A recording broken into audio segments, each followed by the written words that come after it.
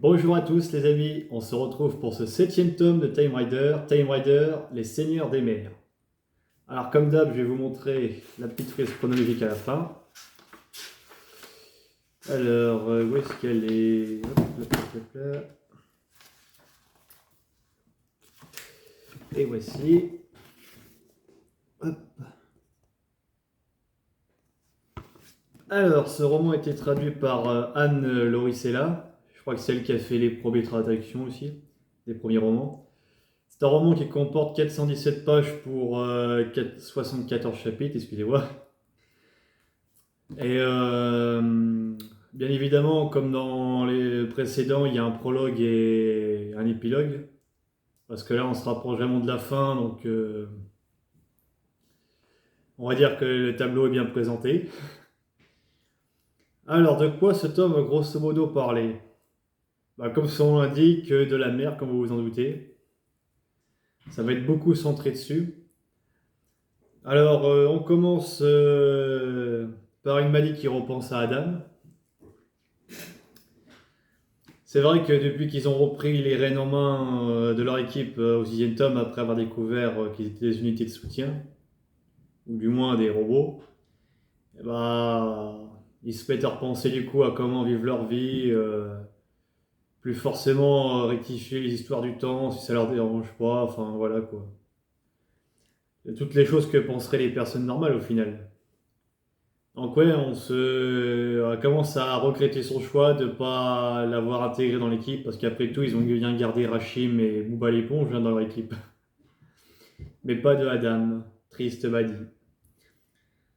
Bref, on apprend aussi que Fate a été réinitialisé du coup, et que Beck est de nouveau opérationnel, je crois, si je dis pas de conneries. Mais de toute façon, que ce soit Beck ou Bob, pour une fois, c'est le premier top d'ailleurs où ils serviront pas dans l'intrigue principale. Donc ensuite, ça commence comme ça. Ils décident de faire une petite excursion en 1666 pour voir les flammes de Londres. Avec Liam, Sal et Rachim, voilà. D'abord, c'était pour une petite exploration, découvrir et tout ça, une époque, se faire plaisir, quoi. Mais du coup, ça tourne mal. Ils perdent Liam et Rachim de vue, donc du coup, Sal et Maddy retournent en 1989, je crois, enfin, à leur QG à Londres, quoi. Et du coup, William et Rachim sont perdus dans cette époque-là, mais ils ont leur transpondeur. Hélas, il peut pas. Maddy et Sal peuvent pas renvoyer un portail parce que malheureusement, il y a la foule empêche tout simplement d'ouvrir un portail, sinon ça ferait des mélanges et tout ça. C'est trop dangereux. Et même par la suite, vu comme Liam et Rachim se font embarquer dans un bateau pirate, enfin, ils croyaient que c'est un bateau pirate, ça n'est pas vraiment un. Et puis du coup, ils se mettent dessus parce que forcément, ils avaient promis de donner de l'argent, au final, ils en ont pas, mais bon, ils devaient sauver leur peau parce que les flammes ravagent tout, normal. Et du coup, il y a une femme qui va leur donner un enfant qui s'appelle Will, du coup, et qui va faire l'aventure avec eux. Donc dit comme ça pourrait presque faire penser à un début de One Piece où on est sur un bateau, on part à la chasse au trésor, quoi. C'est un tome que j'apprécie plutôt bien. Je sais pas si c'est mon préféré, mais c'est l'un de mes préférés en tout cas. Donc du coup, on va apprendre que le capitaine de ce navire, il s'appelle Till, Jacob Cuthbert Till, un truc comme ça. Et du coup, ils vont faire un bout de voyage ensemble. Et peu à peu, Rachib va devenir le capitaine du bateau. Parce qu'il va découvrir que le vrai capitaine n'a aucune connaissance en navigation, qu'il ne peut pas signer de lettre de marque, car c'était leur objectif de base à tout l'équipage, obtenir une lettre de marque pour faire leur pillage en toute tranquillité. Et du coup, il découvre que le capitaine Till n'a ni ça, ni une connaissance en navigation, bref, qu'il est bon à rien sauf à faire la comédie. Et Rachim, du coup, avec ses connaissances du 21e siècle, va forcément prendre la reine de l'équipage avec Liam. Et du coup, ils vont vivre plusieurs péripéties ensemble.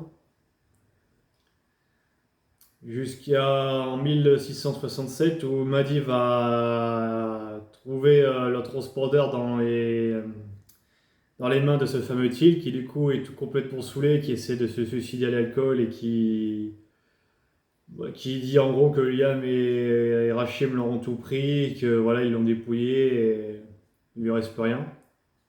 Donc Mahdi croit que du coup, vu comme le transpondeur a été donné à lui, et bah que du coup Liam veut rester à cette époque et qu'il veut plus réintégrer les Time Riders avec eux.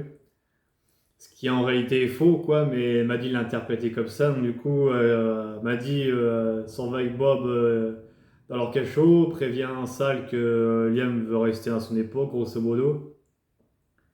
Donc il commence un peu à déprimer, à se remettre en question. C'est un tome où ils se remettent beaucoup en question, les personnages principaux, de toute façon.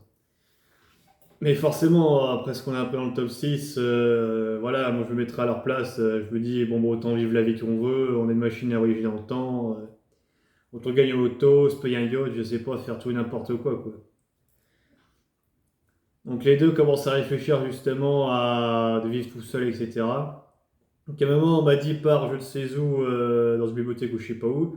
Et bref, en son absence, Sal décide du coup de faire un peu ce que Maddy a fait dans le tome 6, c'est-à-dire essayer de voir sa vraie elle à son époque, c'est-à-dire en 2025.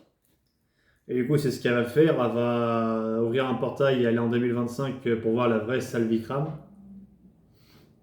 Et elle découvre justement qu'elle existe bien en chair et en os, qu'il y a une vraie Sal Vikram avec un vrai père Vikram, et ça lui a foutu un sacré coup au moral, parce qu'à un moment, elle pense même, entre guillemets, à buter la vraie Sal Vikram pour la remplacer tout simplement. Et même à la fin du tome, elle y repense encore d'ailleurs. Ce qui l'a beaucoup bouleversé. Après, elle a repassé aussi dans l'Arche en 2025, voir ce qu'elle était devenue, etc. Et puis après, elle a pensé même à se suicider pendant un temps. Ouais, c'est un tome vraiment triste du coup. Et mais du coup, elle finit finalement par y renoncer et va rejoindre Maddy. Maddy, elle, entre-temps, avait attendu le retour de Sal et pensait qu'elle ne reviendrait, entre guillemets, plus jamais non plus. Donc à penser aussi sérieusement à réfléchir à des vacances ou un lieu ou une époque pour refaire sa vie tout simplement. Et c'est comme ça que du coup l'équipe était un peu éclatée pendant un temps. Mais après il reçoit une onde temporelle, que ce soit Sal en 2025 ou Maddy en 1889. Et ils voient que finalement Rachel et Liam se font exécuter 20 ans après leur voyage et qu'en gros ils avaient appelé les deux navires Maddy Carter et Panda. Et même le port, il s'est fait appeler Vikram, je crois, un truc comme ça, Port Vikram, un truc comme ça. Bref, le tout étant décidé à faire d'eux une légende pour qu'eux, ils les retrouvent avec des mots marquants, quoi. Ce qui était plutôt bien pensé, qui ressemble plus au style de Liam par rapport à ses missions précédentes. Bon, du coup, ils le retrouvent facilement après cet ondes temporelles et ils vont les récupérer et ils seront à nouveau ensemble tous les trois, quoi. Mais, toujours est-il que du coup, dans le tome 1, il y a eu la mort de Salvikram, elle a été remplacée, et dans ce tome-là, il y a la vraie mort de Liam, 20 ans plus tard. Sachant que aussi on apprend dans les journaux que du coup il avait fait sa vie, il a eu sa femme, un enfant qui était qui était mort quelques années après sa naissance. Bref, qu'il avait fait sa vie, quoi, tout simplement. Il avait presque fini par oublier les filles, mais bon, à la toute dernière seconde avant de mourir, en étant guillotiné avec Rachim, et ben, il repensait justement à ce que les filles les sauvent. Et bon, Liam savait très bien que s'ils avaient ouvert un portail, ça aurait été bien avant et pas au lieu de leur exécution, quoi. Et puis là, ça fait aussi penser à One Piece parce que lorsque la guillotine tombe, et ben Rachim et Liam se mettent à rire comme des pirates, quoi, enfin, avec un grand sourire. Malgré la peur qu'ils ont en vente, forcément. C'est un tome qui remet beaucoup les choses en perspective et entre guillemets aussi un tome de pause parce que c'est pas pour une fois une vraie menace qu'ils essaient de rectifier et voilà, c'était plus de base une petite bêtise qu'ils ont faite et qui, un peu comme dans le tome 2 d'ailleurs, et qu'ils ont tenté de rectifier. Mais là, c'est la première fois que, enfin, si on compte pas Salvikram, la première fois qu'on est à la mort d'un des trois héros principaux comme ça dans l'histoire, quoi. Mais du coup, il le récupère un an plus tard, en 1667, et lui apprennent justement que dans 20 ans, il se fera exécuter et tout ça. Et bref, hâte d'être au prochain tome, du coup. Je suppose qu'il y aura pas mal de choses à dire sur ces 3 prochains tomes. 2 prochains tomes, ouais, parce qu'il reste plus que le 8 et le 9.